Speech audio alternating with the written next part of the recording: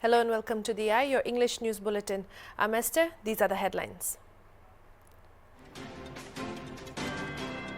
After opposition party the Naga People's Front submitted a representation to the governor urging the latter to set up an independent probe into various alleged irregularities under the ruling NDPP-led PDA government, the NDPP in a press release has stated that the report of the NPF legislature party submitting a representation to the governor is unbecoming of a responsible opposition party, especially considering the whole machinery of the government is work to save people's life in the ongoing pandemic.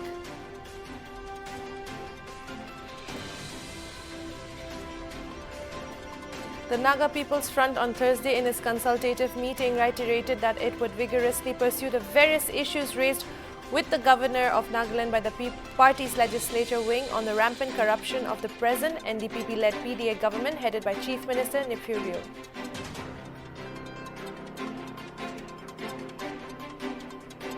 Member of Nagaland Legislative Assembly and advisor to the government for information and public relations, Tushi Wongtung, has passed away on Thursday in New Delhi.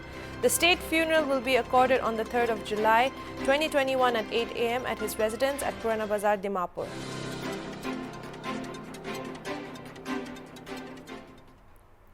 After opposition party the Naga People's Front submitted a representation to the governor urging the latter to set up an independent probe into various alleged irregularities under the ruling NDPP-led PDA government, the NDPP has released a rebuttal in response on June 30. Let's have a look at the details. Press release, the NDPP has stated that the report of the NPF legislature party submitting a representation to the governor is unbecoming of a responsible opposition party at a time when the entire government machinery is fighting the second wave of COVID-19 pandemic and at the same time trying to ensure smooth functioning of governmental activities so that the people do not suffer and precious lives are saved. It is without a doubt that the bounden duty of an opposition party to point out the weakness and failings of the government, if any. However, there is always the right time and platform to bring up such issues, and a pandemic is not one of those times, it stated. The NDPP has stated that NPF, being a mature political party and its leaders having enough experience both as an opposition as well as running the government, should well be aware of the etiquettes of behaving as a constructive and responsible opposition. Unfortunately, the NPF party led by its leaders are in fact behaving like a pack of hyenas, waiting for every opportunity to pounce on their prey, the PDA government, the release stated. The NDPP informed that insofar as the 200-bedded hospital to be attached to CISHR is concerned, the medical department and the government has given sufficient explanation. However, for the benefit of those who are yet to understand with clarity, it is being clearly clarified that all laid down procedures under government norms have been followed. Throwing more shade, the NDPP stated that the opposition party are perhaps unaware that similar type of facilities are being established by several other state governments, some of which are being directly funded by even the PM Cares Fund. The people of Nagaland are well aware that the CISHR is a facility that has done yeoman service to not just the citizens of Nagaland but even to neighboring states. The hospital is backed by the professional experience and management of two internationally renowned Christian institutions at the most reasonable costs for the patients. In fact, the Chief Secretary of Nagaland is the chairman of the managing board. The pre-engineered hospital is not a temporary arrangement, but rather it will have all state-of-the-art health facilities of a full-fledged hospital and will be professionally managed by the expertise and professional human resource of CMC Vellore and EHA Delhi, the release informed. Further, the release stated that the CISHR not only has the available space for the emergency situation, but also the immediate medical human resource for active functioning from day one of commissioning without any hitches.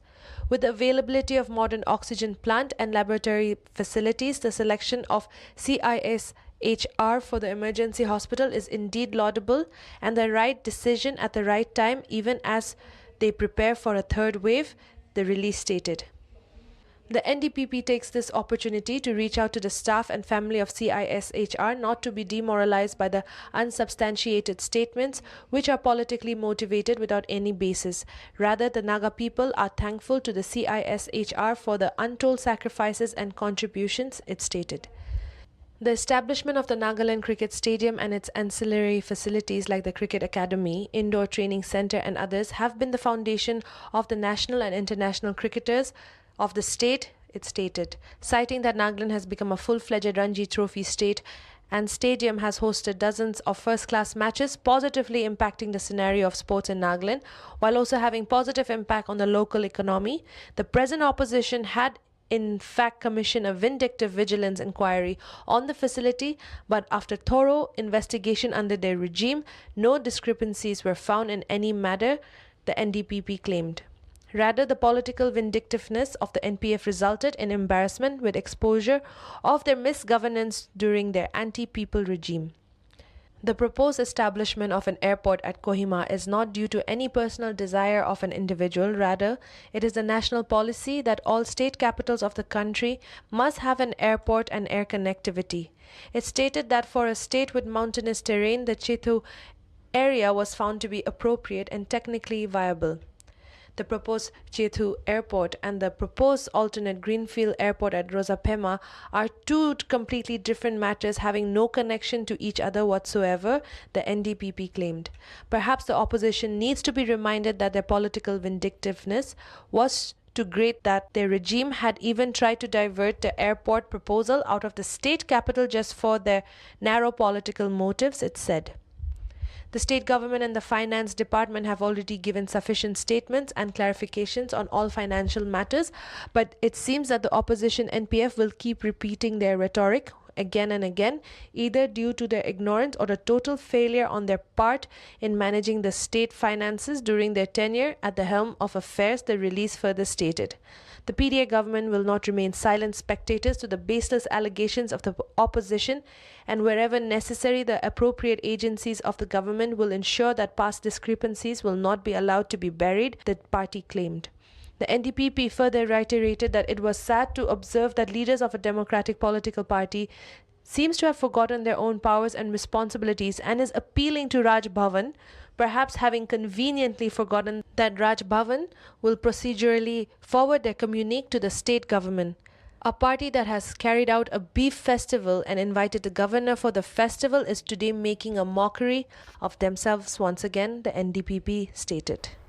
Moving further to more local news, after the NDPP rebutted the opposition's representation to the governor, the Naga People's Front on July 1st, Thursday, held a consultative meeting of its core committee and said that it would vigorously pursue the various issues raised with the governor of Nagaland by the party's legislature wing on the rampant corruption of the present NDPP-led PDA government headed by Chief Minister Nefurio. According to a statement from the party's media bureau that was received here on Thursday, the meeting reiterated that it would vigorously pursue the various issues raised with the governor of Nagaland and by the party's legislature wing on the issue of corruption of the present Nationalist Democratic Progressive Party-led People's Democratic Alliance government. The meeting asserted that the party's legislature wing will participate in the recent formation of the core committee on the Naga political issue provided that it confines its role as active facilitator, the party stated.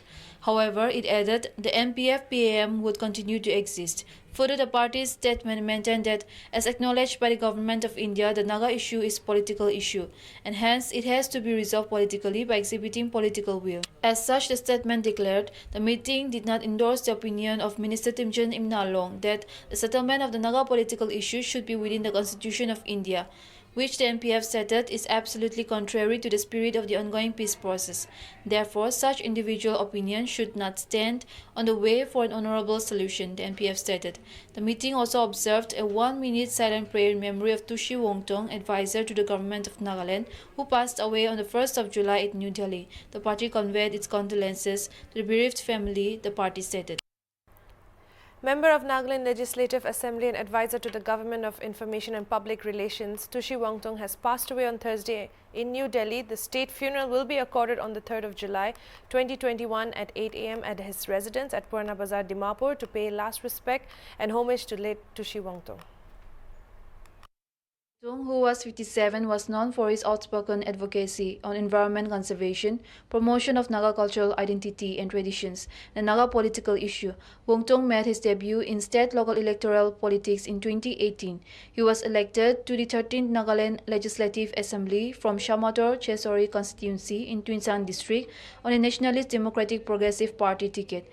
Wong Tung was appointed advisor for IPR, State Council of Educational Research and Training, and Village Guards, a position he held till his demise. According to the Hindustan Times, the MLA was stated to have tested positive for COVID-19 and was undergoing treatment at a hospital in Nagaland earlier in June. However, with the development of several underlying health complications, he was airlifted to Delhi later and had been under medical treatment since then, the newspaper stated in its report on Thursday. Hailing from the Yimchunga tribe, Wong Tung was born on August 20, 1964. He held a Master of Philosophy, besides a deregistered senior research scholar at the JNU. He was also involved in wildlife conservation. A youth organization in Mokokchung district has demanded that the Nagaland government establish outposts and village guards at the border, stating that the government had been failing the people in addressing the border issues. The Tsirangkong Naga Youth Front issued a press release on July 1st, Thursday, making the demand. The organization stated that ever since the establishment of the disputed area belt along the Assam-Nagaland border, people from Assam had been encroaching into the range's ancestral land and establishing tea gardens, farms, and carrying out various developmental activities in the encroached land, while the Assam government keeps turning a blind eye to all these activities. This all proved that the Assam government is directly involved in the land encroachment issues, the youth stated. The government of Nagaland has failed the public in all the recent border issues, the youth stated. In the border incident of November 2020 at Ausenden village, the TNYF had appealed to the district administration to not allow the Assam police to establish border outposts within the Ausenden village jurisdiction, but the Nagaland government failed from doing so, the group stated. In the recent incident at Vikoto village on May 27 and June 29, 2021 is a result of the Nagaland government's inaction, the organization stated. The TNYF had made a fervent appeal to the state government through local dailies to establish border outposts and appointment of village guard in all volatile areas within the DAP areas, yet it had fallen on deaf ears, the organization stated. The TNYF has appealed to the state government for establishing border outposts and appointment of VGs at the earliest in order to prevent encroachment by Assam and further border skirmishes, the organization stated. After 1.5 years, jailed MLA and a local party president Akhil Gogoi is likely to be freed as the Guwahati-based special NIA court on Thursday acquitted him in the second of the two cases filed against him in connection with the Anti-Citizenship Amendment Act stir in Assam in December 2019. Gogoi's lawyers told the media that he is expected to be freed from the Guwahati Central Jail soon. Gogoi and his 3 associates were accused in 2 cases under the Unlawful Activities Prevention Act 1967. The independent lawmaker and his associates were last week cleared of all charges in the first case. The 46-year-old jailed farmers leader and Raijor Dal president Akhil Gogoi was elected from Eastern Assam Sibsagar seat in the March to April assembly polls and currently lodged in Guwahati Central Jail. He is currently under the treatment at Guwahati Medical College and Hospital. The right activist has been in jail since December 2019 for allegedly fomenting violence during the anti-CAA agitations. The National Investigation Agency had taken up the cases against him and his associates on the basis of 2 FIRs registered at the Chantmari police station in Guwahati and Chaubua police station in Eastern Assam, Dibrugarh district. In a breaking news that's just come in, the Kohima unit of the All Nagaland Hindi Teachers Union has appealed to the Education Department to release their salary. A statement from the unit received here on July 1st, Thursday, stated that the 2012 to 13 group of appointed Hindi teachers' salary have not been dispersed from the month of March 2021 to June 2021, making it unpaid for 4 months. The union requested the authorities to address the matter and resolve it at the earliest and release the pending salary of 4 months. Having been without salary, the teachers are being forced to face untold hardships as most of the teachers are posted out of their hometowns and have been put to debt. The union has requested the authorities to resolve the issue. In collaboration with the John 316 Society, the Nagaland Senior Citizens Helpline distributed food items to needy senior citizens in Mon district during the lockdown. From the Nagaland Senior Citizens Helpline informed Hornbilltv on Thursday, July 1 evening that they reached out to 30 beneficiaries during the lockdown and handed them essential items such as rice, dal, milk powder, tea leaf, sugar, biscuits, wheat flour, oils and soaps and masks.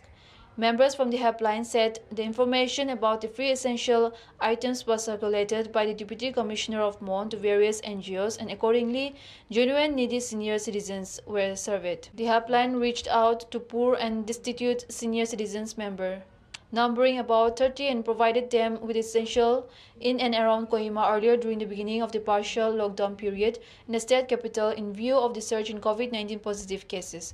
The campaign kicked off under the slogan, "We care to help elders," from Kohima, where candidates aged above 60 years of age, like widowers and widows, were assisted with essential items. It was learned also that the Deputy Commissioner of Tuinsang had also reached out 6 needy senior citizens through the helpline and distributed essential items.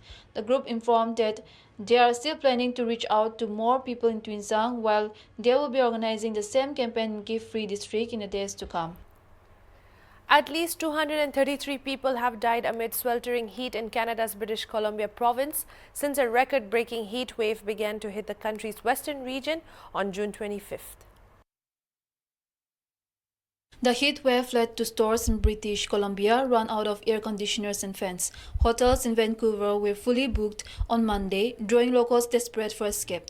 Police in Metro Vancouver said on Tuesday that they had responded to more than 100 sudden deaths since the heat wave took hold. Cities in British Columbia in Western Canada broke at least 59 previous temperature records, including Lytton, where nationwide records have been set and broken in rapid succession. British Columbia Premier John Horgan said that hottest week the province had ever experienced had led to disastrous consequences for families and for communities. The number of heat-related fatalities is likely to rise as some areas say they have responded to sudden death incidents but have yet to collect the numbers. The remains of 182 people have been found in unmarked graves around another former Indigenous residential school in Canada's British Columbia province, it was announced. The Akwang community, a member of the Tunaza Nation located near the city of Cranbrook, used ground-penetrating radar to find the remains close to the former St. Eugene's Mission School, the Lower Kootenay Band said in a statement on Wednesday. The indigenous school was operated by the Catholic Church from 1912 until the early 1970s, reports Xinhua News Agency. The building has since been converted into a resort and casino with an adjacent golf course. It is believed that the remains of these 182 souls are from the member bands of the Tunaza Nation, neighboring First Nations communities, and the community of Akwam, the band said in a statement. The band said up to 100 of its members were forced to attend the school. The finding followed the discovery of the estimated remains of 215 people at the site of the Kamloops Indian Residential School in British Columbia and an estimated 751 unmarked graves near a site of the Maryville Indian Residential School in Saskatchewan. In order to manage fire emergencies in far-flung places where fire brigade services may take time to arrive, training and prevention and management was held at SP Office Noklak. The OC Fire Services, Tenyusi Lepile, gave training for managing gas cylinders inside homes, how to switch off regulators, electric short circuit fires, use of fire extinguishers, helping victims to reach safe places with help of locally made stretchers made of bamboo, cloth, or by joining hand-to-hand techniques of firefighters, use of sand buckets near electrical appliances and others. The SP Noklak, Dr. Pritpal Kaur, asked everyone to have one's own safety first before helping others. She also explained how to administer first aid to victims, wearing gloves or clothes and others before helping wounded victims to prevent infection from HIV, AIDS, hepatitis and others. It was informed that village-level training too will be given in coming months. Instagram is no longer a photo-sharing app, company head Adam Mosseri said in a video posted on Instagram and Twitter. The company chief claims that the platform has transformed over the years and is no longer a square photo sharing app, as many of its users now watch videos for entertainment and do other researches. Notes that to keep up with competition such as TikTok, which is huge, and YouTube, that is even bigger, Instagram will experiment with new video upgrades in the recommendation space. It will essentially show videos from pages that users may not particularly find interesting, but they will have the option to choose the preferred topics. The new recommendation space for video is currently being tested with select users. The Facebook-owned social media platform will further aim to enhance creator tools, shopping, and messaging experience to gain an edge over competitions. Mosuri adds that Instagram aims to improve the user's experience while watching videos. Users will soon have access to full-screen videos for a more immersive and mobile-first experience.